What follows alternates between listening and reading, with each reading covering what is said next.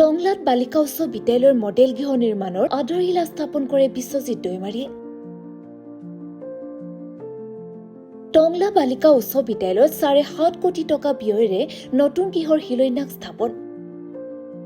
শৈক্ষিক নগৰী টংলা বালিকা উচ্চ বিদ্যালয়ত অধ্যয়নৰত শিক্ষাৰ্থীক উপকৃত কৰাৰ উদ্দেশ্যে আজি বিধানসভা অধ্যক্ষ তথা পানেৰী সমষ্টিৰ বিধায়ক বিশ্বজিৎ দৈমাৰীয়ে নতুন মডেল বিদ্যালয় গৃহৰ আধাৰশিলা স্থাপন কৰে।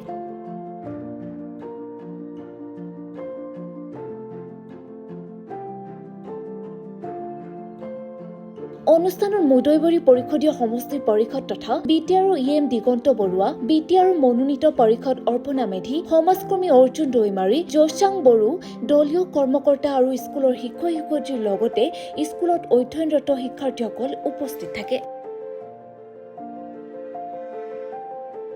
উল্লেখ্য যে প্ৰাক্তন প্ৰতিষ্ঠাপক প্ৰধান শিক্ষয়িত্ৰী মৃদুলা চহৰীয়াৰ উপস্থিতিত 7 কোটি 50 লাখ টকা ব্যয়েৰে নতুন গৃহৰ আধাৰশিলা স্থাপন কৰে বিশ্বজিৎ দৈমাৰীয়ে।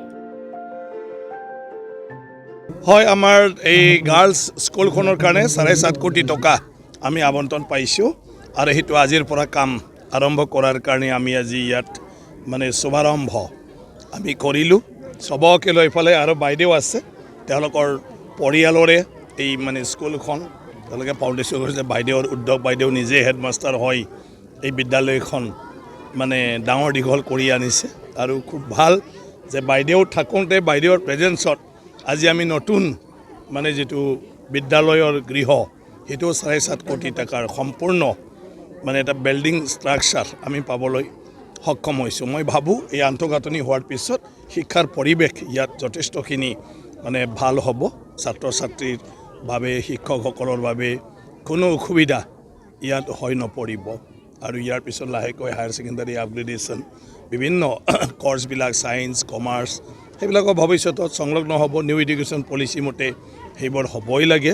গতিকে সেই আন্তঃগাঁথনিটোৱে আমাক বহুত সহায় কৰিব। মই মুখ্যমন্ত্ৰী ডক্টৰ হিমন্ত বিশ্ব শৰ্মা ডাঙৰীয়া আৰু ৰণোজ পেগু ডাঙৰীয়া শিক্ষামন্ত্ৰী মই ধন্যবাদ জ্ঞাপন কৰিছোঁ ইয়াৰ পৰাই।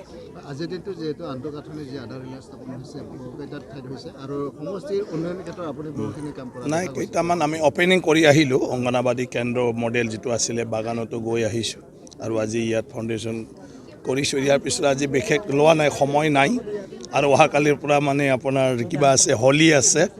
গতিকে সেইবিলাকৰ কাৰণে আমি কিবাটো কাৰ্যসূচীটো লোৱা নাই, কিন্তু মাৰ্চৰ শেষফালে আমাৰ বহুত কাৰ্যসূচী আছে।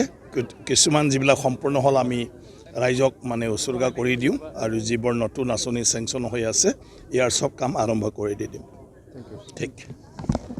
অসম চৰকাৰৰ ফালৰ পৰা আমাৰ সন্মানীয় বিধায়ক পাঞ্জাৱ সমষ্টিৰ বিধায়ক তথা অসম বিধানসভাৰ অধ্যক্ষ শ্ৰীযুত বিশ্বজিৎ দৈমাৰী ছাৰে আমাৰ তেখেতৰ প্ৰচেষ্টাত টংলা বালিকা উচ্চ বিদ্যালয়ত এটি নতুন বিল্ডিং গ্ৰেণ্ড হৈ আহিছে।